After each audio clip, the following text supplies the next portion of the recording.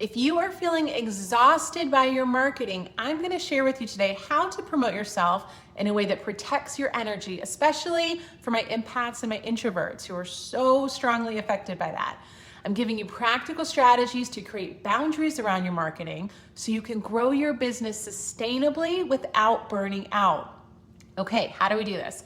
First things first, we set strong boundaries for ourselves with regards to our time and our energy. What I commonly see in my work with business owners is that over time, they basically become full-time marketers. Like they step out of their business into promoting their business. And I get it. There are so many ways we can put ourselves out there, and social media can certainly make us feel like we're not doing enough. There's a lot of easy comparison there. So it is easy to get sucked into spending way more time on marketing than we need to, which can ultimately leave us feeling very drained. One of the best things you can do is create a marketing schedule that works for you rather than feeling like you need to be on all the time. A few things that I like to do, I like to block out very specific time slots during the week for my marketing tasks. For me, Fridays are a great day to focus on content creation. I don't typically have a ton of other client work. That's a day I take off from the gym. It's just a nice energy for me. And I have a few other blocks during the week that I dedicate to posting and engagement. But the key here is to stick to those boundaries and resist the urge to always be available online. Number two, we are going to prioritize high impact, low energy activities. Now, one big way we're going to prevent ourselves from riding the hamster wheel and just churn, we're going to be really selective with our efforts. You don't have to do everything. You don't have to be everywhere. We want to prioritize those activities that feel fun or easier for us to do and don't drain our energy. So for example, instead of creating content for every platform, we focus on the one, maybe the two where we believe our audience is hanging out and where we can have the biggest impact. If writing feels less draining than video, we're gonna prioritize blogs, long form content posts, on LinkedIn, Instagram, Facebook, wherever that is for you. If you prefer short form content, Instagram and TikTok are great for that. In the first video in this series, I did go over how to select those platforms. So if you haven't seen that, you might want to check that out. You can also repurpose your content.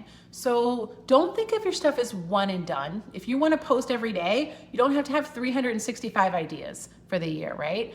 A piece of long form content like this video that you're watching right now, or a blog post, probably has 5 to 10 individual pieces of content within it that could be turned into another individual post, individual videos, email newsletter content. And not to mention that this video right here is an evergreen video. So this will live on YouTube for years, assuming YouTube is still here. So in theory, I could be driving traffic to my business for years to come from this one video I put together today. And I'm gonna use this specific content in a blog. I'll probably share a snippet of it into my email list, and I'll post it on Instagram at some point. I'm getting a ton of mileage out of today's marketing effort, and hopefully I get to provide a ton of value to a ton of people. And all of your content can be recycled exactly as it is today. So when you think about platforms like Instagram, know that not everyone is seeing every piece of content. You can recycle it a few months from now. You can change it up a bit if you want to, change the graphic or the headline, but I promise you, most of the people who saw it the first time will not realize they've already seen it.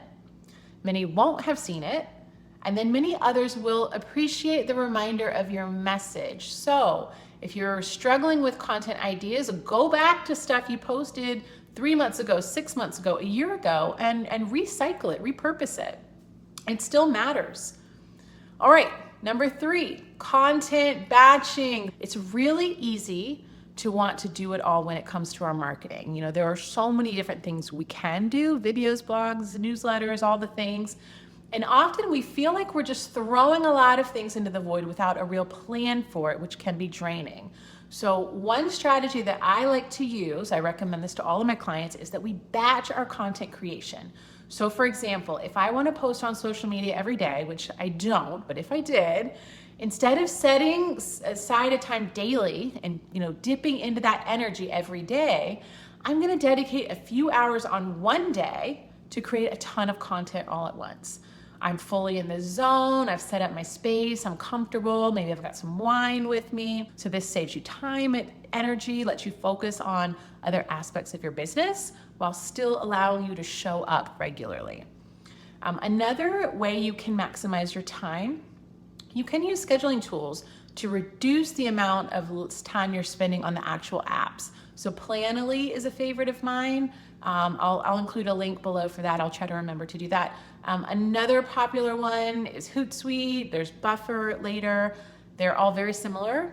Planoly is just the one that is most intuitive for me. You can apply that same batch strategy also to other areas of your marketing beyond social media. So I might batch my time around content themes. So I have a new online course that I'm rolling out, for example, that has a lot of moving parts. But what I'll do is I'll just get in the zone of that course and I'll write all the things. I'll just kind of write my copy plan for it. And from that, I'll pull out, okay, this would be a good Instagram post. This might be a good video to do on it. This content could be a good blog. And I kind of do it all based around that topic while I'm in that zone.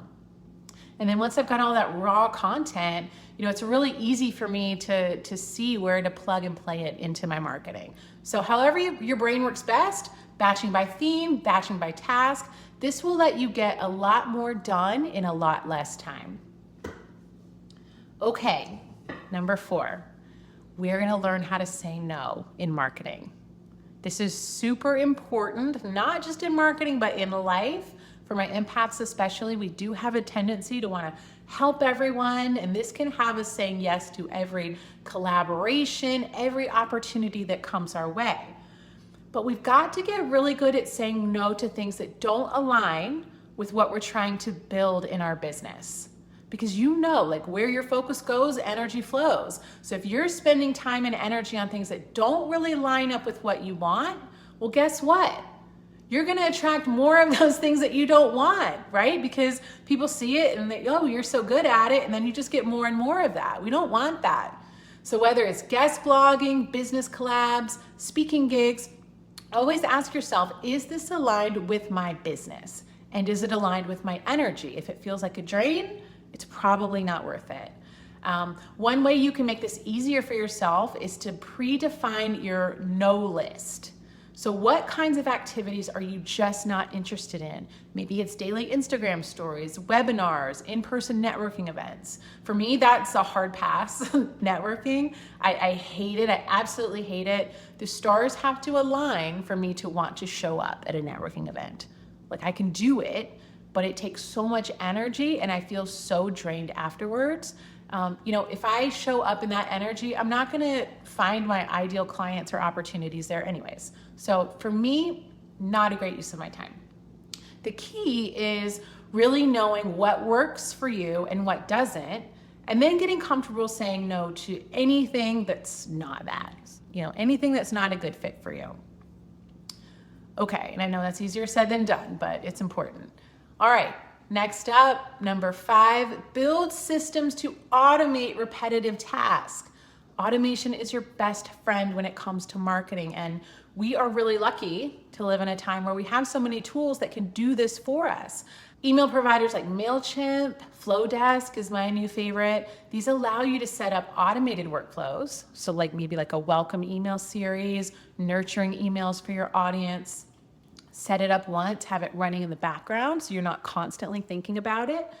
There's also ChatGPT. You can use it to generate content ideas so that part of your marketing is streamlined, and that can really let you focus on refining your voice and perspective versus just having to think of ideas. When it comes to graphics, Canva's a great one. Even if you have to work with a designer up front to create some templates, updating your graphics later becomes really simple. It's as easy as changing a line of text, which can save us a lot of time. The key is finding the tools that support your business and make life easier. I have linked a few of my favorite tools in the description box below. And guys, if you're feeling lost or overwhelmed, please leave a comment below. I'm happy to chat through what might work best for your business. You can always schedule a session with me also, but always happy to share knowledge in the chat. I love talking to you guys. Make sure you subscribe so you don't miss the next video where we will be diving into creating content that is aligned with your personality and your business goals.